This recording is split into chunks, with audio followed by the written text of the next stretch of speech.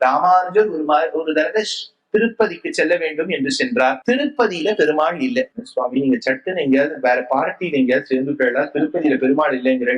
திருப்பதியில பெருமாள் இல்ல, திருப்பதி மலையே பெருமாள். ஞாபகம், மலையில பெருமாள் இல்ல, மலையே பெருமாள். பெருமாளுடைய கருணை என்பதுதான் கல்லாகி கற்கண்டாகி மலையாகி திருப்பதி மலையார். இன்னைக்கு எங்க ஆச்சாரியெல்லாம் சொல்லுவார், அவ பிராச்சாரியாள்லாம் ஸ்ரீ அந்த காலத்து திருப்பதிக்கு, நான் சொல்றது ஒரு 70-80 வருஷத்துக்கு முன்னாடி திருப்பதிக்கு போகணும்னா போயிட்டு வரத்துக்கு ஒரு 3-4 நாள் ஆகும். தீர்த்தம் சாப்பாடு ரெண்டும் சாப்பிட மாட்டாங்க. ஏன்னா தீர்த்தம் குடிச்சால்தான் நம்ம யூரின் கழிக்கணும், சாப்பாடு சாப்பிட்டாதான் நம்ம ஸ்டூல்ஸ் போகணும். அந்த டாய்லெட் அந்த மலைக்கு மேல போக கூடாது, ஏன்னா அது சாட்சாத் பகவானுங்கிறதுக்காக 4 நாள் ஒன்றும் சாப்பிட்டாதானே இந்த ப்ராப்ளம் எல்லாம். அப்படி அனுஷ்டானத்தோட இருந்தா. ஏன்னா இப்ப எந்த நிலைமைக்கு வந்துருச்சுன்னா